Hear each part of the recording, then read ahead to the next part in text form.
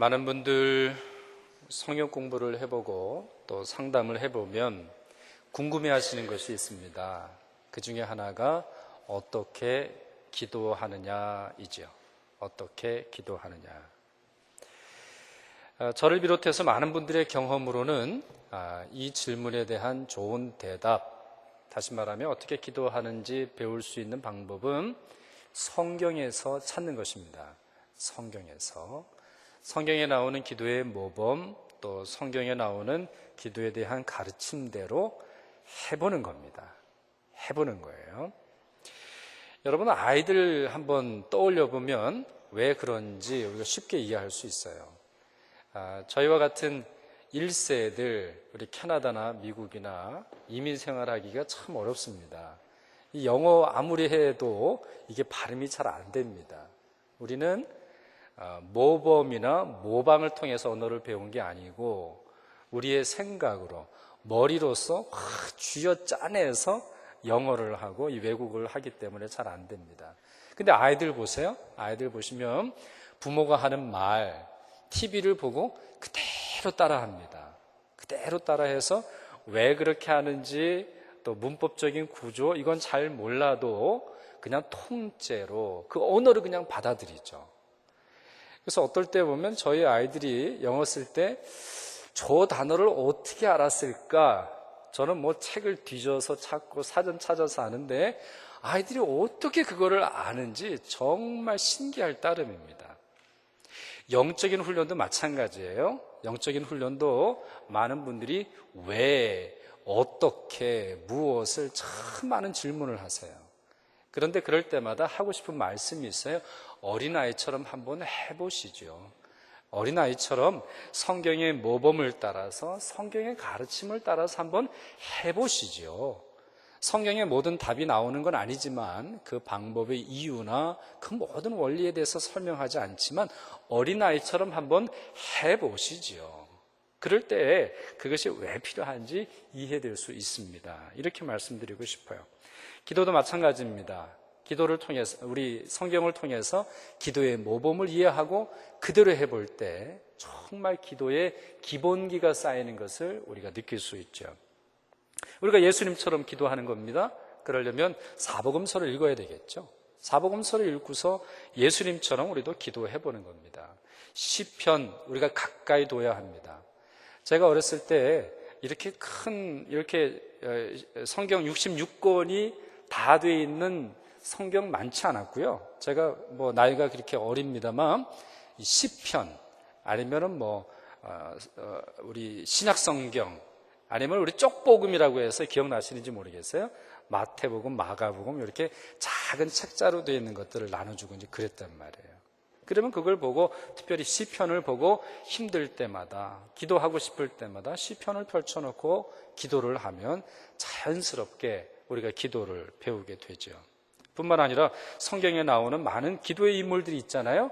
그 기도의 인물들대로 한번 기도해보는 거예요. 몇 가지 한번 예를 들어볼까요? 모세가 이스라엘 백성들을 이끌고 광야를 걸어갈 때에 아말렉 사람과 전쟁을 할 때였습니다. 하나님께서 명령하셨어요. 여호수아로 하여금 전투를 벌이게 하고 너는 기도하라. 그래서 높은 곳에 올라가가지고 손을 들고 기도를 했습니다. 왜 손을 들고 했는지는 잘 몰라요. 하나님이 이렇게 명령하셨으니까. 근데 손이 점점 내려오면은 여호수아가 지는 거예요. 군사들이 지는 겁니다. 그러니까 손을 또 다시 올린단 말이에요. 그러니 어떻게 했습니까? 모세가 어떻게 했어요? 두 사람의 조력자, 어시스턴트를 붙였죠. 아론과 훌이라고 하는 사람을 통해서 같이 손을 들도록 했어요. 왜 그랬을까요?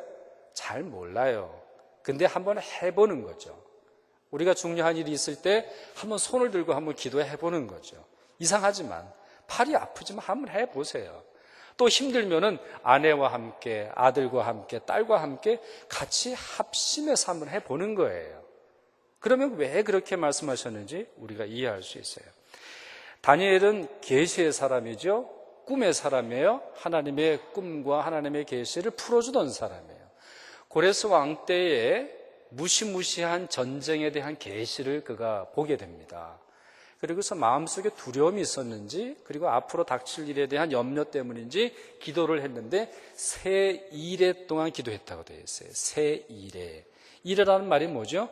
위크라는 말이에요. 일주일이라는 말이에요. 그러니까 3주를 말하는 거예요. 21일 동안 기도한 거예요. 왜 내일에도 아니고 40일도 아니고 100일도 아닐까요? 우리 한국 사람들은 100일, 1000일 이거 굉장히 좋아하는데 왜 그럴까요? 잘 몰라요. 잘 모르지만 우리도 해볼 수 있잖아요. 우리도 중요한 일을 앞두고 세 일해 동안 기도할 수 있잖아요.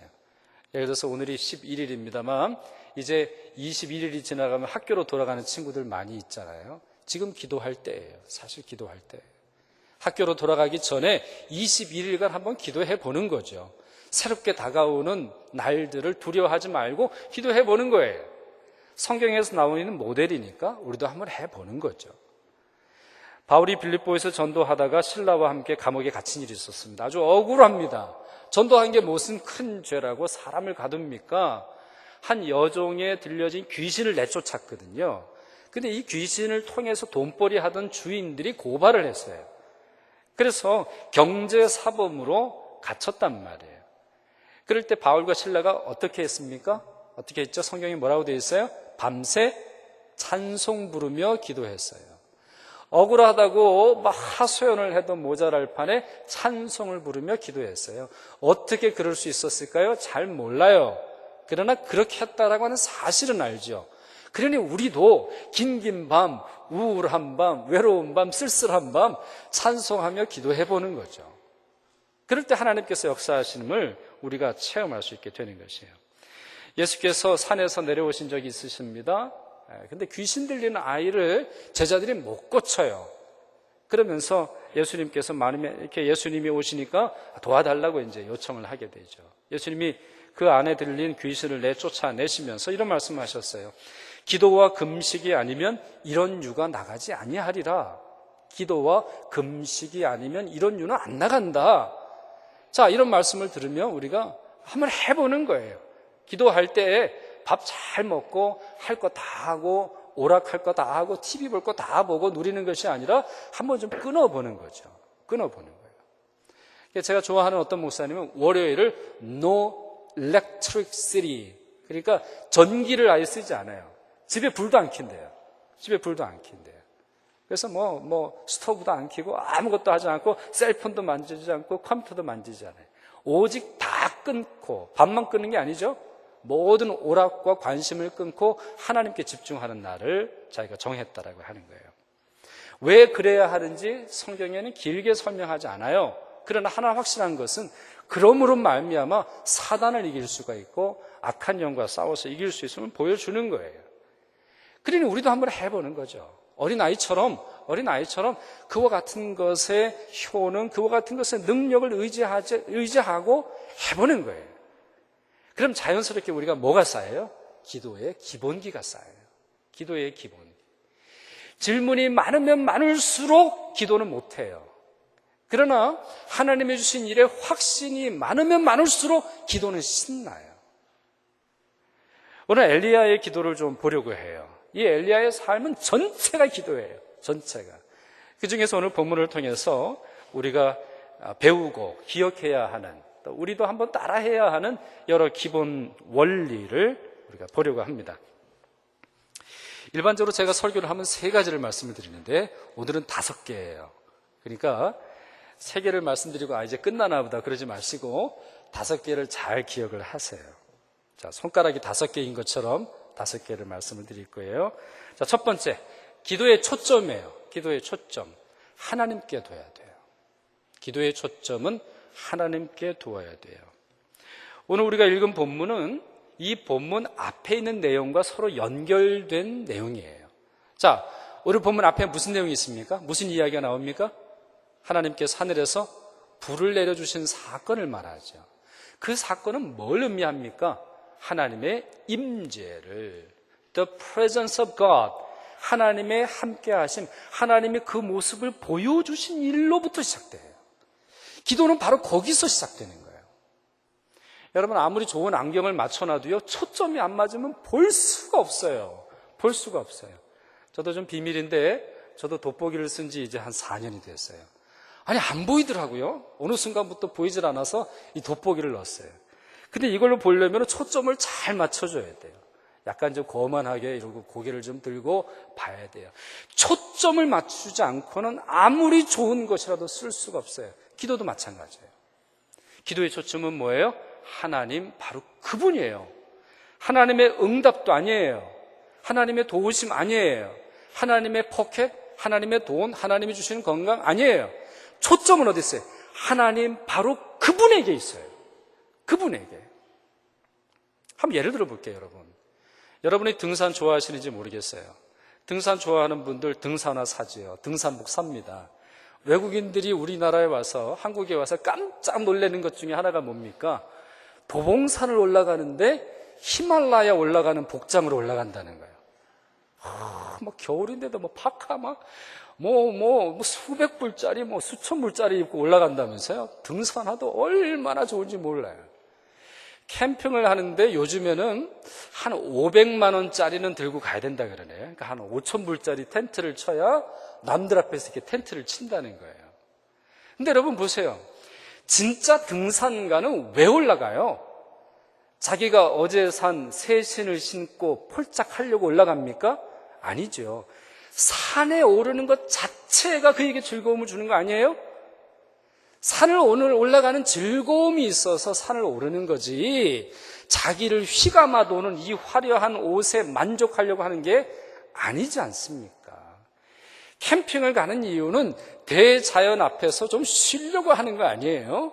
근데 그냥 텐트에 막 수백 불짜리, 수천 불짜리 텐트, 그거 아까워가지고 그냥 그 텐트 안에 콕 처박혀 있으면 뭐하러 캠핑을 가요? 그거 어디 아까워서 어디 딴 데라도 가겠어요, 그거 아까워가지고 엄마가 지키고 딸이 지키고 뭐 이런 식이면 그게 되겠냐고요. 진짜 등산가는 산 때문에 가는 거예요. 진짜 캠핑하는 사람은 자연이 좋아서 가는 거예요. 부속물에 만족하고 부속물에 초점을 맞추지 않아요. 결코 본질을 흐트리지 않죠. 기도도 마찬가지입니다. 하나님, 그분이 우리의 기도의 초점이 되어야 돼요. 그래서 예레미야 선지자가 이러한 말을 우리에게 전합니다. 여러분 말씀 보세요. 같이 한번 읽어봤으면 좋겠는데요. 우리 그 다음 슬라이드 한번 보여주세요. 말씀 슬라이드. 자, 예레미야가 이런 말을 하는데요. 같이 한번 읽어볼까요? 너희가 전심으로 나를 찾고 찾으면 나를 만나리라. 참 심플하죠. 나를 찾으면 나를 만나리라. 결국엔 기도의 핵심이 어디 있어요? 하나님을 찾는 데 있어요. 하나님을 찾는 데. 두 번째, 하나님의 말씀을 의지해야 돼요. 하나님의 약속을 신뢰해야 합니다. 엘리야가 아합에게 이런 말을 하죠. 올라가서 먹고 마시소서, 큰 빗소리가 있나이다. 자, 이런 말을 했어요. 41절에 그 말이 기록이 되어 있는데, 큰 빗소리, 이게 뭡니까? 큰 빗소리. 자연스럽게 우리는 뭘 생각해요? 진짜 비가 내리는 자연적 현상의 소리로 생각을 해요. 근데 아니에요.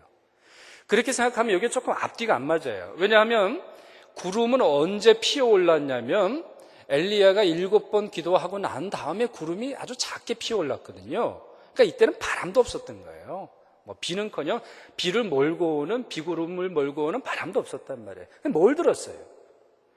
제가 사전을 찾아보니까, 히브리어를 찾아보니까 콜이라고 되어 있어요. 콜. 참 어떤 때는 비슷한 게 많아요. 콜. 근데 콜이라고 하는 단어를 사전을 찾아보면 첫 번째 의미가 뭐냐면 voice라고 되어 있어요. 두 번째 의미가 뭐냐면 sound예요. 세 번째 의미가 뭐냐면 noise예요. 그러니까 사전에 그 용례 순서를 보면 이것은 자연의 소리가 아니고 하나님의 목소리라는 것을 우리가 추측할 수 있어요. 성경에는 명료하게 나오진 않지만 그래야 전체 문장과 전체 내용에 합당한 해석이 가능한 거예요. 엘리야가 들은 것은 뭐예요? 실제의 바람 소리가 아니에요. 실제로 빗소리가 아니에요. 비를 보내주시겠다라고 하는 하나님의 음성이에요. 하나님의 음성을 듣는 것, 하나님의 음성을 통해서 기도를 시작하고 비록 하나님의 음성을 듣지 못했다 할지라도 그 하나님의 음성을 사모하는 것, 이것이 두 번째 기도의 기본기입니다. 예수께서 이런 말씀하셨어요. 제자들에게 이런 말씀하시는데 아주 기도의 아주 키워드들 중에 키워드예요. 너희가 내 안에 거하고 내 말이 너희 안에 거하면 무엇이든지 원하는 대로 구하라. 그리하면 이루리라. 아멘. 자, 이게 어떻게 붙어야 되는 거예요? 자, 우리는 어디에 있어야 돼요? 예수님 안에. 무슨 말입니까? 예수님의 운명, 예수님의 사랑, 예수님의 성품, 예수님이 하신 일 안에 머물러야 돼요. 또 우리 안에는 뭐가 머물러야 됩니까? 예수님의 말씀. 왜 말씀인가요? 말씀을 통해서 그분이 역사하시기 때문이에요. 요한복음 1장에 보면 예수님을 로고스라고 되어 있어요. 예수님을 말씀이라고 되어 있단 말이에요. 말씀이 육신을 입어서 이 땅에 오셨다고 되어 있단 말이에요. 그러니 말씀은, 약속은, 하나님이 내게 들려주신 음성은 그분이 역사하시는 출발점이 되는 거예요. 그러니 우리의 기도의 에너지가 어디서 오는지 우리 충분히 이해할 수 있어요. 여러분, 저는 엉성한 저는 이 농사를 잘 몰라서 참 이게 헤맵니다. 근데 올해도 농사가 영 이게 좋지는 않은데 그 실패의 원인을 알았어요. 제가 거름을 안 줬어요. 그 땅에 뭐 그냥 심으면 그냥 퍽퍽 자라는 줄 알았거든요. 근데 자라질 않아요. 우리 저한테 씨 주시고 모종 주신 분들한테 너무 죄송한데 호박이 아직도 요만해요. 넝쿨이. 얼마나 작은지 몰라요. 이제 고추가 달리기 시작하고 있어요. 왜 그러냐면 양분을 주지 않아서 그런 거예요. 양분을. 땅에 깊숙한 곳에 양분을 줘야 되는데 양분이 없어요. 기도도 마찬가지예요. 기도도. 여러분, 수많은 분들이 기도에 열심히 하는데 기도를 하는데 힘이 없는 이유가 뭐예요? 말씀에 근거하지 않아서 그러는 거예요. 그런 점에서 여러분 기억하세요. 기도의 능력은 어디서 와요? 묵상에서 와요. 묵상하지 않고 기도 한두 번 하고 응답받은 거 생각하지도 마세요. 묵상함으로, 말씀을 읽음으로, 말씀이 주시는 약속을 근거로 우리가 기도할 때 그 기도가 능력 있게 되는 거예요. 그 기도가 열매를 맺는 거예요. 자, 세 번째, 간절히 기도해야 돼요. 간절히. 자, 세 번째까지 왔으니까 한번 복습을 해보죠. 첫 번째 뭐라고 말씀드렸죠? 하나님의 임재, 하나님 자신이 우리 기도의 초점이다. 두 번째는 뭐라고요? 양분이 필요한데 뭐요? 말씀이 필요하다. 말씀이 필요해요. 자, 근데 여러분 보세요. 하나님이 우리를 돕고 계시는 것을 알아요. 하나님이 우리를 도우신다라는 약속도 해요. 그런데 기도할까요? 여러분들의 내일을 책임지시겠다고 말씀하세요. 여러분들의 다음 학기, 여러분들의 사업, 여러분들의 직장 주님이 인도하시고 도우시겠다고 약속하셨어요. 그런데 기도할까요? 우리 생각에 기도 안 할 것 같아요. 그냥 좋은 소파에서 편안하게 에스프레소 커피 한 잔 마시면서 기다리다 보면 하나님이 자동적으로 일들을 이루실 것 같아요. 엘리야는 어떻게 했을까요? 42절을 보세요. 아합이 먹고 마시러 올라가니라 엘리야가 갈멜산 꼭대기로 올라가서 땅에 꿇어 엎드려 그의 얼굴을 무릎 사이에 넣고 기도했다고 되어 있어요. 여러분, 이런 unfair 게임이 어디 있어요? 여러분, 비가 내리지 않은 이유는 무엇이에요? 어디서 왔어요? 아합 때문에 왔거든요. 아합 부부 때문에 온 거거든요. 근데 아합 부부는 잘 먹고 잘 쉬고 엘리야의 기도가 끝날 때까지 기다리면 되는 거예요. 근데 아무 문제가 없는 엘리야는 어떻게 기도하고 있어요? 땅에 무릎을 꿇고 자기의 얼굴을 무릎 사이에 넣으면서 간절히 기도하고 있어요. 참 어떻게 보면 억울해요. 여러분, 우리 중보기도 할 때도 마찬가지죠. 우리 북한 생각할 때 참 어떤 때는 억울해요. 문제는 누가 일으키고 왜 우리가 기도해야 돼요? 또 우리 가정의 일도 생각을 해보세요. 문제는 남편이 일으켰는데 왜 내가 기도를 해야 되는 거예요? 우리 애들 생각해 보세요. 문제는 애들이 일으켰는데 왜 우리 부모들이 책임을 져야 돼요? 묻지 마세요. 기도하는 자는 기도의 몫으로 알고 자기의 것을 가지고 기도하는 거예요. 그런데 하나님의 임재를 믿고 하나님의 약속을 들었어도 엘리야는 기도를 충실히 하고 있다는 사실은 기억하세요. 분명히 그 사실은 기억하세요. 하나님의 약속은 기도를 취소하는 게 아니라 오히려 기도하게 만듭니다. 하나님의 말씀은 우리로 하여금 기도하지 않아도 되는 그런 상태로 우리를 나아가는 게 아니라 오히려 기도하게 하고 기도 가운데서 삶의 기쁨을 누리도록 하는데, 꿇어 엎드렸다라고 하는 것은 엘리야가 겸손한 마음으로 기도했다는 거예요. 머리를 무릎 사이에 넣었다라는 것은 무엇입니까? 그가 요가하고 있는 겁니까? 제가 이거 설교할 때마다 이거 해보거든요. 실제로 집에서 이게 되나? 저는 안 되더라고요. 여러분도 오늘 집에 가서 한번 해보세요. 이게 되나? 여러분, 이게 요가의 모습이에요? 아니에요. 이건 절박함의 모습이에요. 절박함. 여러분, 기도를 하시면서 바닥을 아주 떼굴떼굴 굴러본 적 있어요? 떼굴떼굴 굴러본 적 있어요? 여러분의 죄 때문에 막 진짜 몸부림치면서 기도해 본 적 있어요? 막 정신없이 내 죄가 너무나 무섭고 너무 뜨겁고 막 죄 때문에 긴긴 밤을 새우면서 눈물로 기도해 본 적 있어요? 막 자기 가슴을 쳐보면서 기도해 본 적 있어요? 자기의 기억 속에 있는 모든 걸 막 브레인 워시 해버리고 싶을 정도로 안타깝게 기도해 본 적이 있냐고요. 지금 엘리야는 그렇게 기도하고 있는 거예요. 하나님의 임재를 보았어요. 또한 하나님의 약속을 들었지요. 그런데 그 이유 때문에 간절하게 기도하고 있어요. 야고보서 이런 말씀이 있습니다. 의인의 간구는 역사하는 힘이 크다. 의인의 기도는 역사가 크다는 거예요. 그러면서 그 샘플을 말해요. 그 다음 구절에서 뭐라고 말하냐면, 엘리야는 우리와 성정이 같은 사람이로되 그가 비가 오지 않기를 간절히 기도한 즉 비가 3년 6개월 내리지 않았다. 그러나 그가 다시 기도하니 비가 내렸다 말합니다. 여러분, 이 두 구절은 서로 매칭을 이루고 있어요. 의인의 기도는 간구하는 역사가 크다. 그런데 엘리야는 간절히 기도했다라고 말하고 있어요. 의인 중에 하나님 앞에 간절함을 잃어버린 자는 의인이 아니에요. 여러분, 가끔 교회에서는 프로페셔널들이 참 많아요. 뭐 아는 것도 많고 뭐 할 수 있는 것도 많고 기도도 잘하는데 프로페셔널처럼 해요. 프로페셔널처럼. 여러분, 기도에는 프로페셔널이 없어요. 기도는 모두 아마추어예요. 어떤 모습으로? 테크닉이요? 테크닉. 아무리 테크닉을 입혀보세요. 아무리 테크닉을 우리는 무장하면서 하나님이 응답하시나? 아니에요. 간절함에 하나님이 응답하시는 거예요. 엘리야가 왜 의인이에요? 그의 마음속에 간절함이 있기 때문이에요. 다시 말씀드려요. 간절함이 사라진 의인은 의인임을 포기하는 거예요. 간절함이 없는 기도는 기도가 아니에요. 간절함이 없는 기도는 기술에 지나지 않는 거예요. 하나님은 기술, 테크닉, 스킬 이걸로 만족하는 분이 결코 아니세요. 그런 점에서 여러분 중에 혹시 나는 프로페셔널이야, 나는 내 영성에 있어서나 기도에 있어서나 성경에서 난 프로페셔널이야, 이런 생각하시는 분은 좀 회개하셔야 돼요. 가끔 저와 같은 목사들이나 장로님들이나 아주 신앙생활 오래 하신 분들은 프로페셔널처럼 얘기를 해요. No.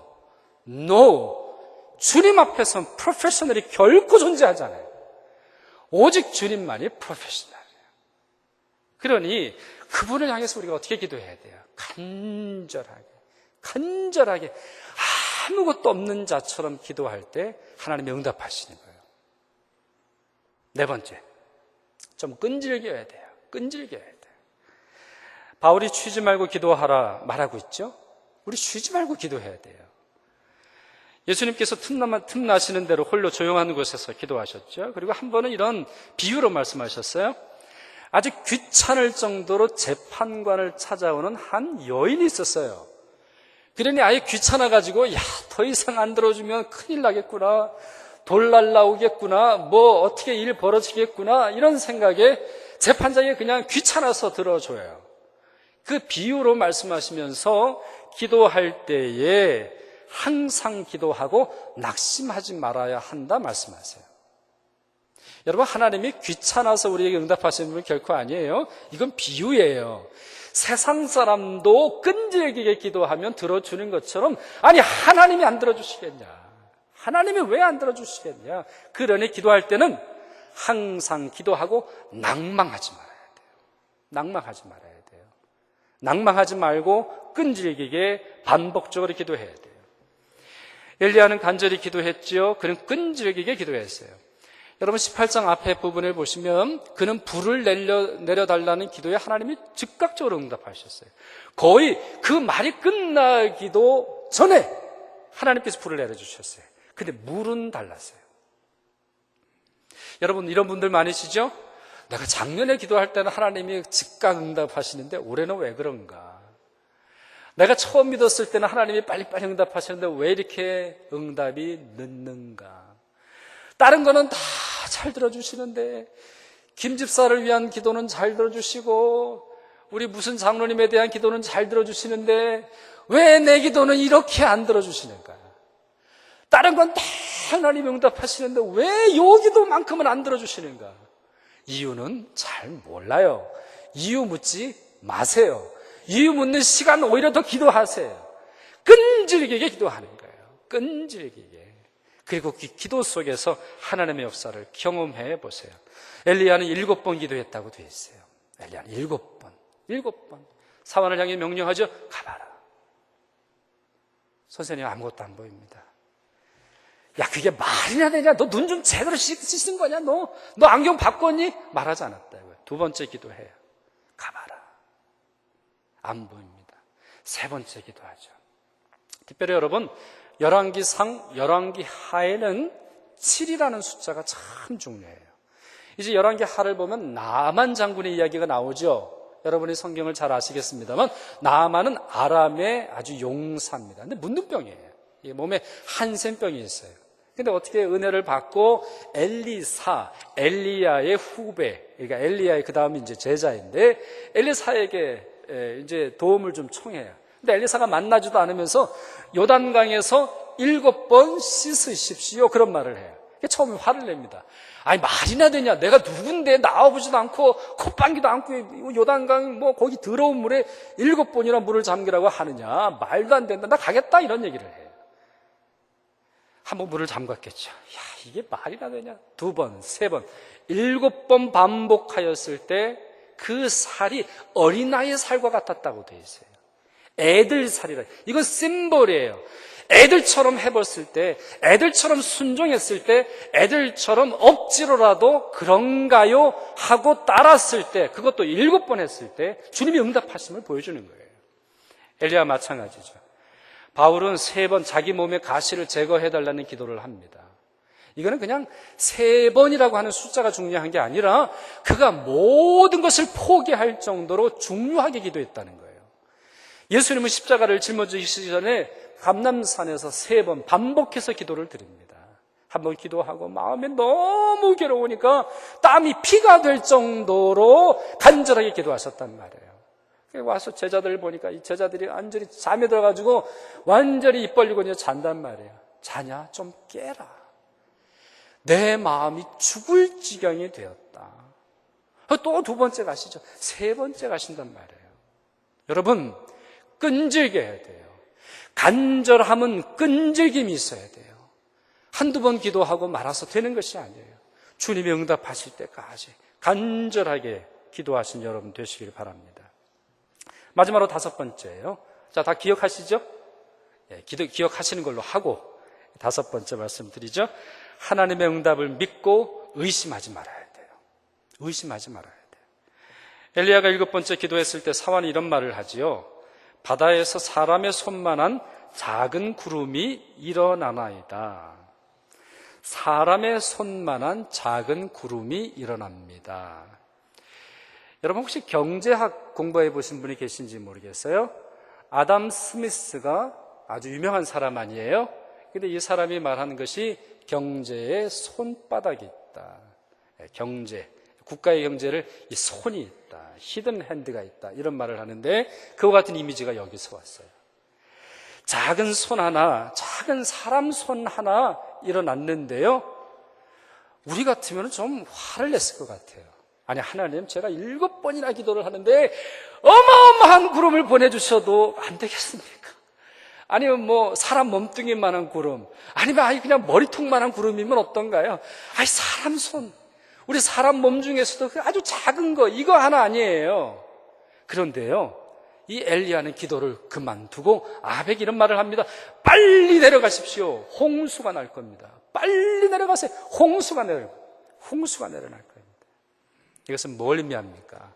하나님이 일하실 것을 보는 것, 그것으로 만족하고 그것으로 기뻐하고 의심하지 않았음을 잘 보여줍니다. 가끔 우리는 열심히 기도하고 시험 들 때가 참 많이 있어요. 하나님, 이 정도입니까? 하나님, 겨우 요거 주시려고 저를 기도시키셨습니까? 제가 우리 아이, 아니면 우리 부모님 암덩어리 그냥 확 빼내달라고 기도를 드렸는데, 그냥 조금 연장시켜 주시는 거, 이게 전부입니까? 하나님, 제 사업의 빚 다 그냥 갚아주시기를 원했는데, 그냥 조금 느는 거, 이러려고 제가 기도했습니까? 우리 실망할 때가 얼마나 많은지 몰라요. 우리 자녀들 보면, 하나님, 우리 자녀들 잘 되게 해주십시오. 그냥 확 잘 되게 해주십시오. 이렇게 기도하는데, 기껏해야 그냥 하나 조금 좋아지는, 그 정도 우리가 실망할 때가 얼마나 많이 있습니까?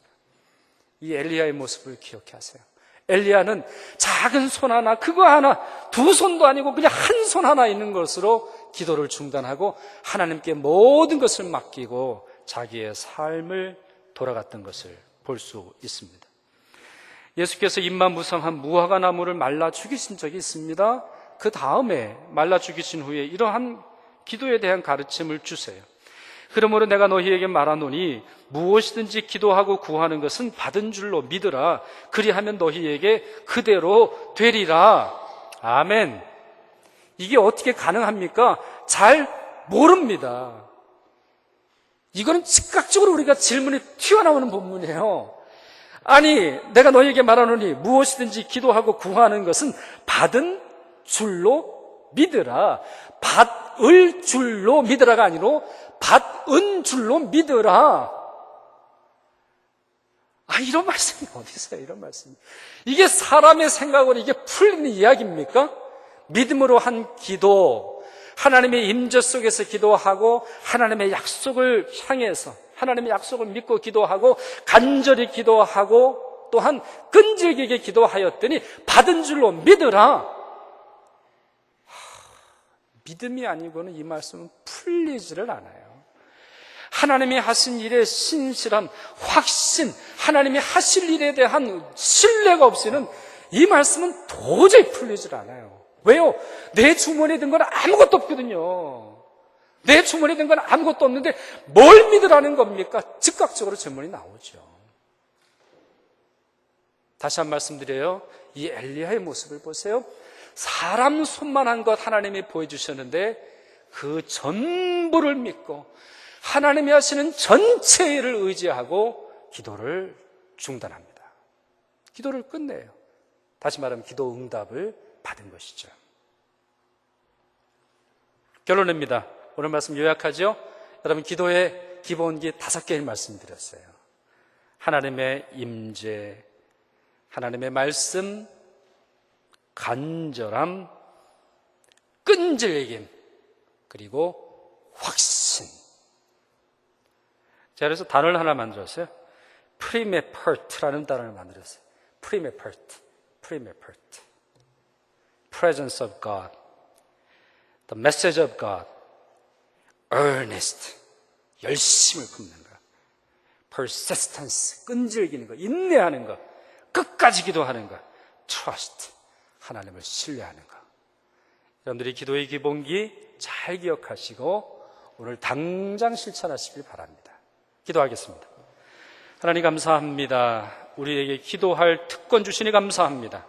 기도를 통해서 하나님의 임재를 경험하고 주님의 말씀을 믿으며 간절하고 끈질긴 기도에 하나님이 반드시 응답하심을 확신하게 하시니 감사드립니다.